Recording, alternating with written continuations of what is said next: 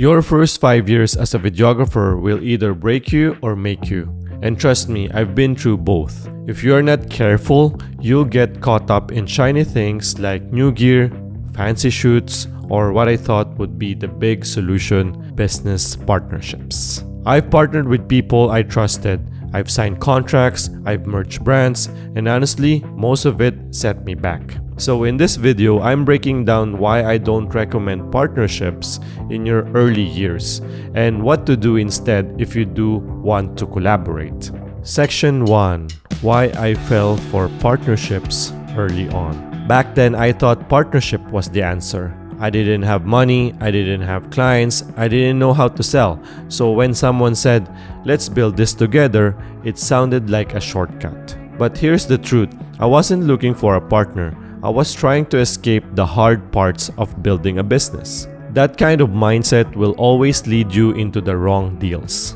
Section 2. A story I'll never forget. One of my first big wake-up calls happened when a client asked me if I knew a photographer. I referred someone I barely knew, just trying to be helpful. A few weeks later, he invited me to a meeting. I thought we were planning the shoot. Instead, he pulled out a contract and said, "Hey, I already closed that client. From now on, you go through me. Don't talk to them directly." I was like, what? That's a client I brought in. Of course, I didn't argue, I didn't sign. I just said, I'll talk to my wife. Which, by the way, that's my go-to line when I know something is off. That moment taught me that not everyone's in it for the same reasons. Some people want control, some want credit, and some just want to eat off your plate without bringing anything to the table. Section 3. The market will test you. The marketplace will test everything about you, your confidence, your boundaries, your values. If you do good work and stay ethical, it will reward you. If you cut corners or tie yourself to the wrong people, it will bite back. At that time, I thought a partnership would fix my business problems. But what I really needed was to learn how to sell, how to communicate, how to lead and run projects on my own, and honestly, how to find my own clients. A partnership won't fix what you're avoiding. It will just delay it and make it messier later. Once you start showing up and doing great work, you're not invincible anymore. You become a target, not just for clients, but for people who see your success as something they can feed off. A few are real collaborators.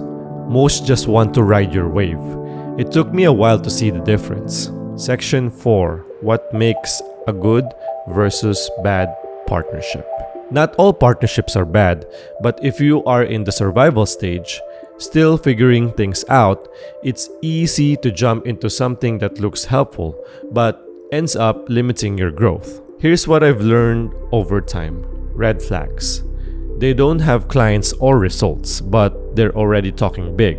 They want you to incorporate, merge brands, or sign contracts fast. You're doing all the work while they lead or manage. They want access to your network but don't bring anything back. Communication is always last minute, unclear, or emotional. You feel like you're dragging them or being dragged. Here are the green flags. They've already built something solid on their own. You both have clear, defined roles and stay in your lanes. You're aligned on values, pace, and expectations. It starts light, as a joint venture or test project. There's a mutual respect, no ego, no pressure. It's like dating. You don't marry someone on the first date. Same with the business. Test before you tie yourself together. Section 5. Why our current collabs actually work. These days, we're way more intentional. We don't rush, we don't sign just to make something look official. Right now, we are collaborating with someone on real estate media, but it's still in testing mode. No incorporation, no shared accounts, just a clear agreement on who does what and how we split the work. If it continues to go well and if our system, delivery, and values stay aligned, then we might talk about incorporating, but not before. On the flip side, we also have a working joint venture with a wedding photographer. That's not a legal partnership. We're separate businesses. We refer each other. we collaborate when it makes sense. It's simple, mutual, and beneficial. No contracts, no pressure, just trust. That's the model we follow now. Joint ventures first, partnership only if earned. Past mistakes, lessons learned.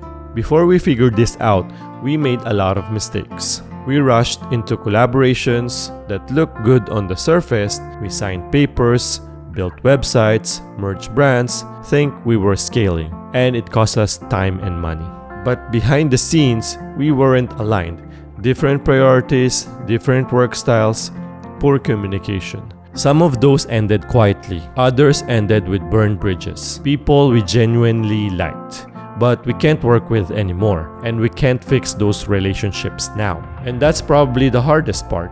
It's not the lost money or failed projects, it's the relationships that got damaged because the structure was wrong from the start. That's why we slow down now. We'd rather lose speed than lose people. Closing.